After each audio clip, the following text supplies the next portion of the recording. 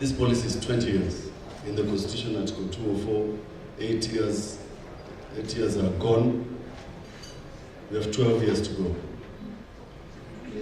We must begin to ask yourself the question, what are we going to do in 12 years so that we can catch up with the 8 that we have lost?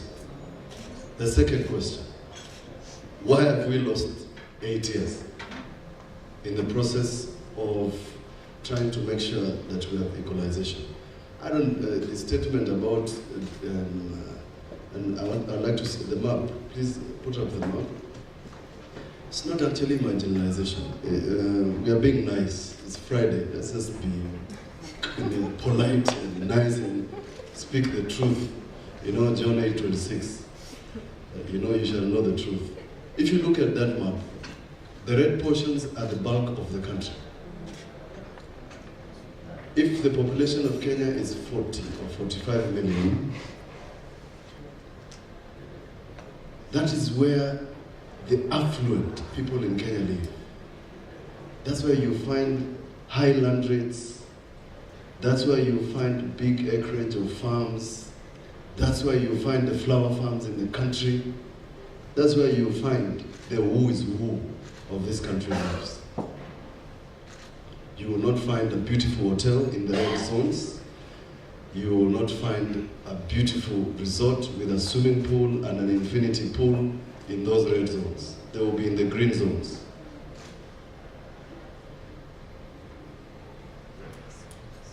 So there is a problem. My client and chairperson, Honorable Kaparo, mentioned the railway.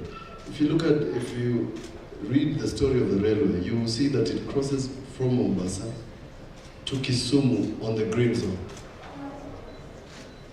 The Mombasa-Nairobi highway, the same. That's what the colonialists left together with the Indian coolies. It simply means since 1963 we have done nothing. The third fundamental question I want to ask,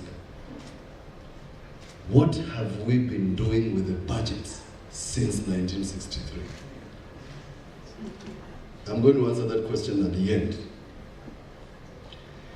The 0.5% in Article 204, 0.5.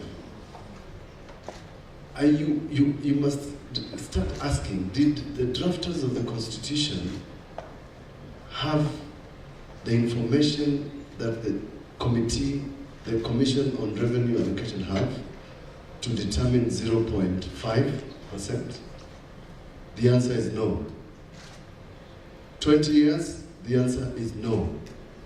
And let me tell you, is it possible that if these regions, which are the majority of the country, have been marginalized for 50 years, you need 20 years to equalize them? Because the word is equalization. Is it possible with 0.5? And in the same process, we have lost 8 years. Now let me tell you the other tragedy. And the chairperson is very polite. We're using audited accounts of 2013.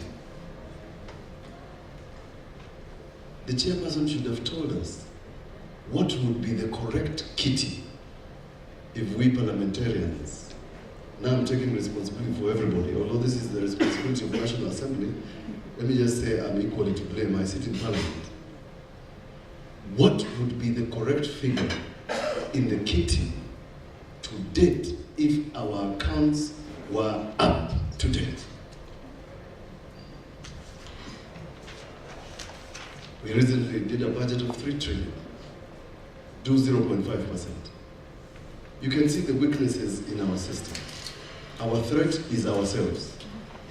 So whilst my good friend and chairman says we are representing, we're not actually doing our job.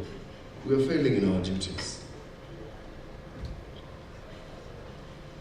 So once, although the policy says don't leave anybody behind, Parliament is not leaving everybody behind. Parliament is asleep. We are deep asleep. When the country is saying don't leave anybody behind, when the principles and standards Best practices don't leave anybody behind. Parliament is asleep. We're concentrating on the wrong things. The third one, fourth, the appropriation for the first policy was signed into law on 8th of April 2018. The appropriation will lapse on 30th of June 2018.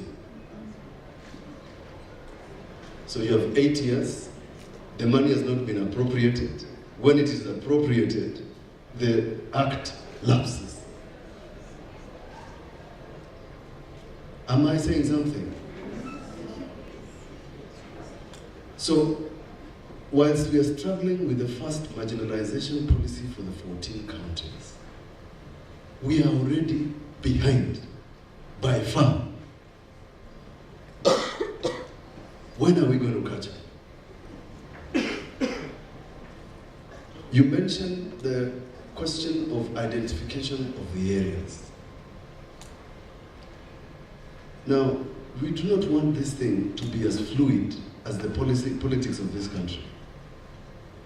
The Constitution identifies counties in Article 6, 47 of them, divides them into constituencies and wards. Sublocations change according to wishes of the government of the day. It is like a roadside declaration. Give these fellows a sub-location. So, what is the best method of ensuring that these sub-locations, these areas don't shift? Because you can allocate money to one location or a sub-location and it mutates. Because there's no framework that is supposed to take care of sub-locations. Ladies and gentlemen, we agreed in the Constitution we were going to do away with provincial administration in 5 years. This thing is called the proverbial Mussolini tank. You make 10 steps in front and 18 backward. So, constituencies and wards under Article 89 have a cap of 8 to 12 years. So you cannot interfere with them.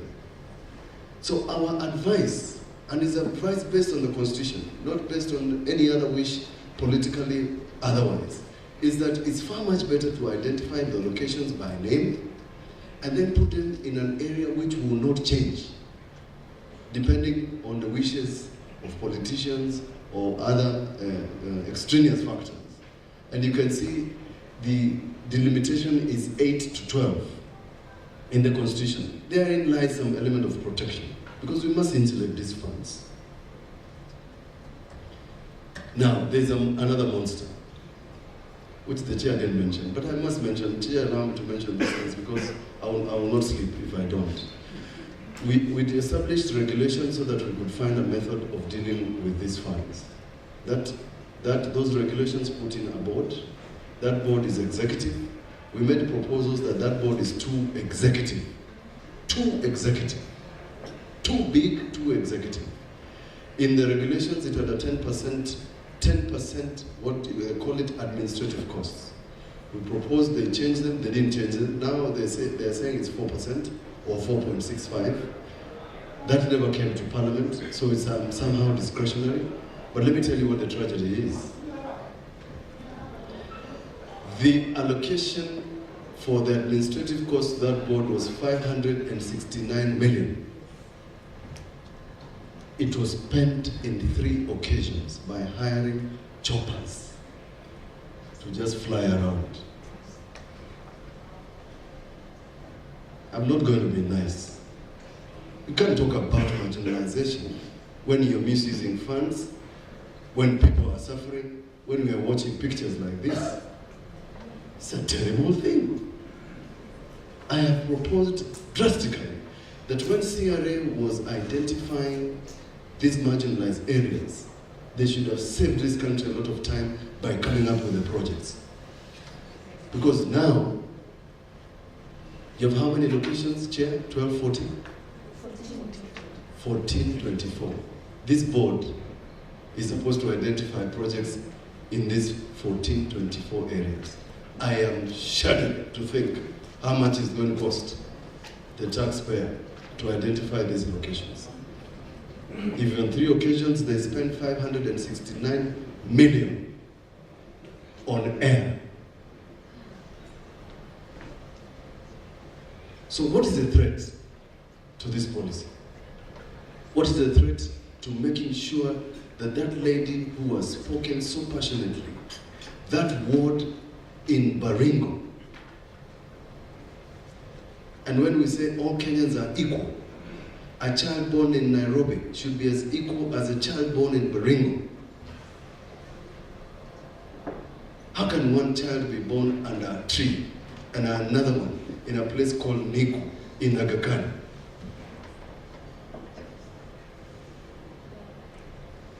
So let's discuss these policies with the truth. Because if we don't include truth in some of these things, we are going to come back after 10 years and lament about how long we were colonized, like my good friend Kaparo is saying, and how long the colonials should have stayed around so that we learn some lessons. As I finish, devolution was supposed to answer some of these questions. But the devolution structure gets a minimum of 15% of the total kit. So where is the other?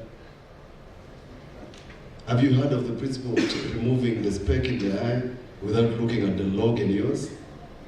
Biggest problem is at national level. Have we truly devolved? Because devolution under Article 187 is not devolving lip service, it's devolving resources.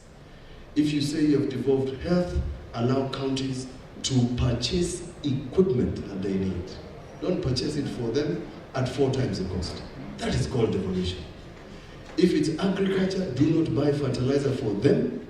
Let them buy the fertilizer because that is what the Constitution says. You shall know the truth, and the truth shall set you free. Last but not least, CRA in your mandate, you have 2 things. Your work in this policy was to determine, publish. You are not supposed to be perfect. It was not supposed to be very good. Get this policy moving. I've seen people protesting. You didn't talk to them. Who else do they need to talk to? Your client are the people you went to visit in Baringo. Nobody else. You didn't call me for a meeting. The client has spoken. The sovereign of this republic has said, go and do a maternity wing in Baringo. Story closed. Get on with it. We'll deal with these other people later. Chair, do not worry about them. But the law says that you determine financial management of and financing of. The financing of you have done.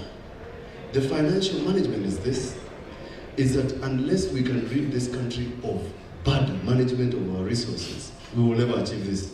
Even if we put 50 years, we will never achieve it. If people continue pilfering funds, I read an article, somebody said, that the president should not concentrate on the 28 billion that appears to disappearing in corrupt hands. He should worry so much about the 99 that is going to good use. Can that be a correct argument, really?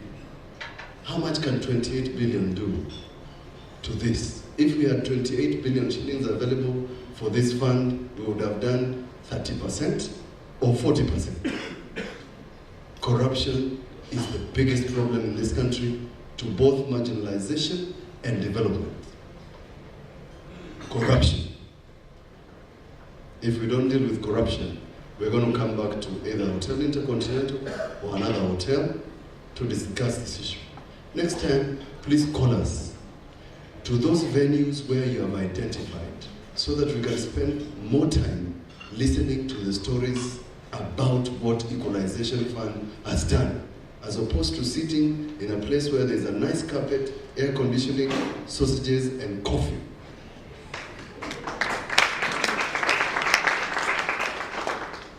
let this be about the people who matter, the people of Kenya who have enabled us, we the leaders, to continue representing them.